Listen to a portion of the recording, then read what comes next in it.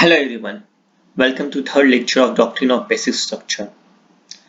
In today's lecture, we are going to deal with case of Golaknath versus State of Punjab.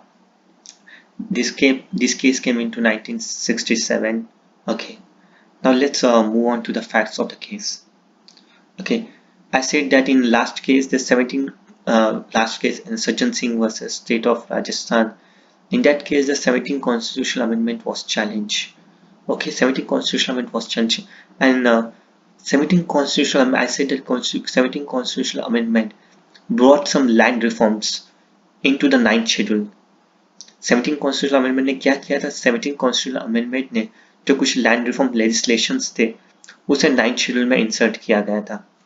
For example, the Punjab security and land tenures act of 1953, इसको 17th constitutional amendment ने 9th schedule में डाल दिया था, जो violet कर रहा था फंडामेंटल राइट्स के, मतलब जो सिटीजन्स के फंडामेंटल राइट्स की वायलेट कर रहा था. बेसिकली कौन था? राइट टू प्रॉपर्टी को वायलेट कर रहा था. ओके, तो इसे चैलेंज किया गया था इस केस के अंदर फिर से. ओके, 17th कॉन्स्टिट्यूशनल अमेंडमेंट को चैलेंज किया गया था. ओके, अब हम इस केस को और डिटेल में पढ़ते हैं. ओके, इसके अंदर एक फैमिली थी, हेनरी और विलियम गोलकनाथ की फैमिली. उन्होंने एक रिट पिटिशन फाइल की थी आर्टिकल 32 के अंदर for the violation of fundamental rights. आपको पता है कि हम रिट पिटिशन फाइल कर सकते हैं आर्टिकल 32 की मदद से सुप्रीम कोर्ट के अंदर और आर्टिकल 226 की मदद से हाई कोर्ट के अंदर.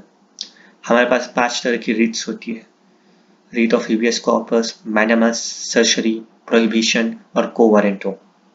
ओके, और एक रिट पिटिशन फाइल करके सुप्रीम कोर्ट के अंदर ओके हेनरी और विलियम गोलकनाथ ने एक रिट पिटिशन फाइल की सुप्रीम कोर्ट के अंदर आर्टिकल 32 की मदद से for the violation of fundamental rights.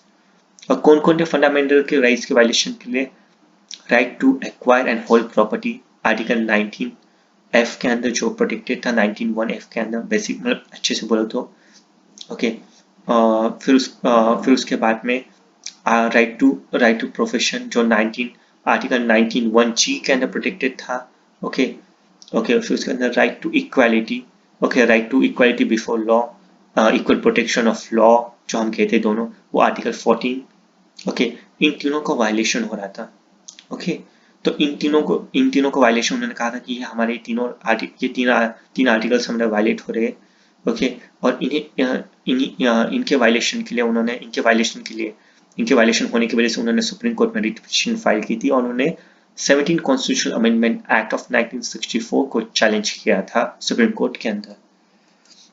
ये केस बहुत इंपॉर्टेंट है क्योंकि इस केस का सबसे इंपॉर्टेंट चीज यही है, सबसे इंपॉर्टेंट कि इस केस के अंदर 11 बेंच कॉन्स्टिट्यूशनल बेंच बैठी थी, 11 जजेस की कॉन्स्टिट्यूशनल बेंच बैठी थी.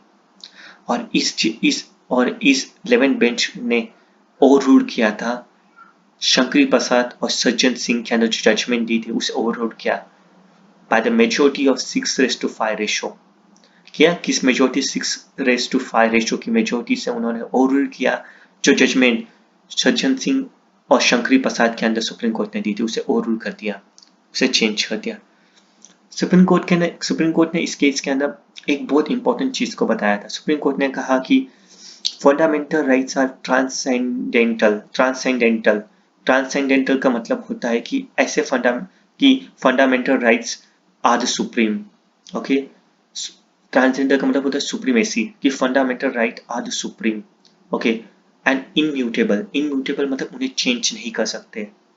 ओके, ऐसे जो फंडामेंटल राइट जिसे हम चेंज नहीं कर सकते. ओके, तो सुप्रीम कोर्ट ने रूल किया था फंडामेंटल राइट्स आर ट्रांसेंडेंटल, मतलब दे आर सुप्रीम, एंड इनम्यूटेबल जिसका मतलब है उन्हें चेंज नहीं किया जा सकता है. मतलब इस लाइन से सुप्रीम कोर्ट ने क्लियर कर दिया कि फंडामेंटल राइट्स आर ट्रांसेंडेंटल मतलब सुप्रीम है और इनम्यूटेबल है क्योंकि उन्हें चेंज नहीं किया जा सकता है. ओके, तो वो सुप्रीम है और उन्हें चेंज नहीं किया जाता है. ये इस गोलकनाथ की जजमेंट का एक बहुत इंपॉर्टेंट पार्ट है, इसे याद रखिए. Okay, fundamental rights are transcendental and supreme जिसका मतलब है दे आर सुप्रीम और उन्हें हम चेंज नहीं कर सकते हैं. ओके, और म्यूटेबल का आपको पता है, जैसे अभी पैंडेमिक चला, हम बोलते हैं कोरोना वायरस म्यूटेट हो गया मतलब चेंज हो गया, और उसका ऑपोजिट इनम्यूटेबल, मतलब वो चेंज कभी हो नहीं सकता है, तो उसे फंडामेंटल राइट्स कोई चेंज नहीं कर सकता। उसका मतलब इधर यही होता है। Okay, hence the parliament cannot abridge or takes away any of these fundamental rights, okay, okay, which are outside the amending power of parliament। इसका मतलब ये इन्होंने क्या कहा, अगर फंडामेंटल राइट्स को, ये इम्यूटेबल है, उन्हें चेंज नहीं कर सकते, वो सुप्रीम है, इसका मतलब है कि ये अमेंडिंग पावर है, they are outside outside the amending power of parliament. क्या है वो? आउटसाइड है अमेंडिंग पावर ऑफ पार्लियामेंट से, आउटसाइड, ओके, आउटसाइड है, outside the amending power of parliament. Okay, इसलिए पार्लियामेंट इनको क्या अब्रीच नहीं कर सकती, इन्हें टेक अवे नहीं कर सकती है। ओके, पार्लियामेंट ऐसे फंडामेंटल राइट्स को टेक अवे नहीं कर सकती, अब्रीच नहीं कर सकती, डायलीट नहीं कर सकती। क्यों नहीं कर सकती? क्योंकि ये outside the amending power of parliament है। और आउटसाइड क्यों है? क्योंकि ये ट्रांसेंडेंटल और इनम्यूटेबल है, ये सुप्रीम है और इनके अंदर कोई चेंज नहीं कर सकते हम। समझा? तो इंपॉर्टेंट क्या है? सुप्रीम कोर्ट फंडामेंटल राइट्स को एब्रीच, डाइल्यूट और टेक अवे नहीं कर सकता है, क्योंकि ये उसके अमेंडिंग पावर के बाहर है। और इनके अमेंडिंग पावर से बाहर क्यों है? क्योंकि fundamental rights are transcendental and immutable, क्योंकि वो सुप्रीम है और वो अनचेंजेबल है। ओके, तो ये सबसे इंपॉर्टेंट जजमेंट, सबसे इंपॉर्टेंट पॉइंट है जजमेंट का।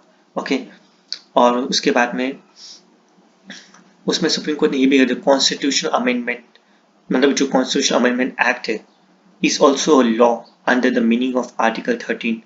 मैंने आपको कहा था कि आर्टिकल 13 क्रॉस 3 क्या डील करता है, वो लॉ की डेफिनेशन डील करती है, लॉ के डेफिनेशन में क्या क्या फॉलो करता है। तो लास्ट जजमेंट के अंदर शंकरी प्रसाद और सज्जन सिंह की डेफिनेशन में कहा गया था कि कॉन्स्टिट्यूशनल अमेंडमेंट लॉ के डेफिनेशन में फॉलो नहीं कर सकता है, लेकिन इस केस ने कहा कि कॉन्स्टिट्यूशनल अमेंडमेंट एक्ट्स भी लॉ के डेफिनेशन में फॉलो करते हैं, और इसलिए अगर लॉ के डेफिनेशन में फॉलो करते आर्टिकल 13(3) के क्लॉज के अंदर, तो हम उसे आर्टिकल 13 क्लॉज 2 जो डील करता है जुडिशियल रिव्यू के अंदर, उसमें चैलेंज कर सकते हैं और उसे हम वॉइड भी डिक्लेयर कर सकते हैं ऐसे लॉ को जो फंडामेंटल राइट्स को वायलेट करता है। ओके, और इसके अंदर थर्ड पॉइंट ये भी कहा गया था कि article 368 only defines the procedure. Okay, article 368 define करता है, प्रोसीजर डिफाइन करता है कि वो पार्लियामेंट फंडा और प्रोसीजर डिफाइन करता है कि हम कॉन्स्टिट्यूशनल अमेंडमेंट कैसे करें। It does not grant power to parliament to amend the constitution. Okay, ये पॉइंट शायद आपको अभी समझ में नहीं आए, ये पॉइंट आपको 24th कॉन्स्टिट्यूशनल अमेंडमेंट में अच्छे से समझ में आ जाएगा इस पॉइंट का मतलब। ओके, तो इससे गोलक नाथ की जजमेंट से तीन टेक अवे से, तीन मेजर पॉइंट्स है। फर्स्ट पॉइंट कि fundamental rights are transcendental and immutable, मतलब वो सुप्रीम है और उन्हें हम चेंज नहीं कर सकते, इसका मतलब वो कॉन्स्टिट्यूशन की अमेंडिंग पावर से बाहर है। Okay, outside the amending power of parliament की जो अमेंडिंग पावर है उससे वो बाहर है। ओके, और इससे पार्लियामेंट उन्हें अमेंड नहीं कर सकती है। सेकेंड, जो कॉन्स्टिट्यूशनल अमेंडमेंट है वो लॉ के डेफिनेशन में फॉलो करते हैं। आर्टिकल 13 क्लॉज 3 के अंदर जो लॉ की डेफिनेशन है उसके अंदर कॉन्स्टिट्यूशनल अमेंडमेंट्स फॉलो करते हैं। और थर्ड इंपॉर्टेंट पार्ट है कि आर्टिकल 368 डिफाइन करता है, प्रोसीजर डिफाइन करता है, सिर्फ क्या डिफाइन करता है? Only procedure to amend the constitution, और ये it does not grant power to amend the constitution. Okay, ये पावर ग्रांट नहीं करता है पार्लियामेंट को कॉन्स्टिट्यूशन अमेंड करने के लिए। तो ये तीन मेजर पॉइंट्स थे जजमेंट्स के, जिसका आपको याद रखने की जरूरत है। ओके, आई होप कि आपको ये लेक्चर बहुत अच्छा लगा होगा, आपको बहुत यूजफुल लगा होगा। ओके, और इसी के साथ मैं आपको गुड बाय कहता हूँ। हैव अ नाइस डे, मिलते हैं आपको अगले लेक्चर के अंदर। Okay, thank you very much.